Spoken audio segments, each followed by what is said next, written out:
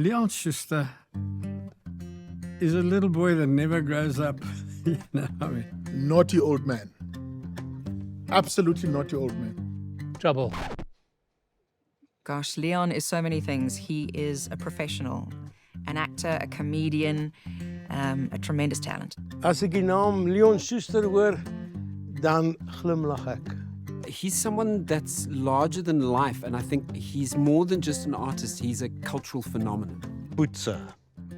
Poetser wat kom van kleintyd af. Leon opened the door for most comedians. I think of laughter.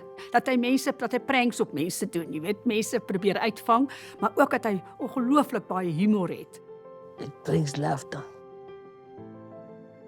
It brings enjoyment. It changed the whole thing. It was not just about black comedy anymore. It was about South African comedy because he pranked everybody. 'n Man wat ongelooflik hard gewerk het, 24 ure 'n dag.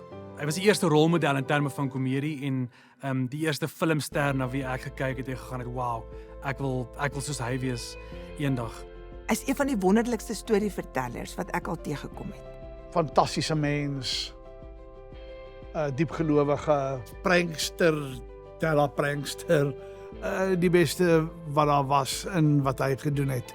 'n Ongelooflike brein om wonderlike goeters uit te dink.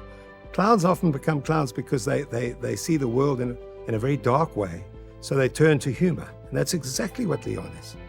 Leon is the greatest of all time.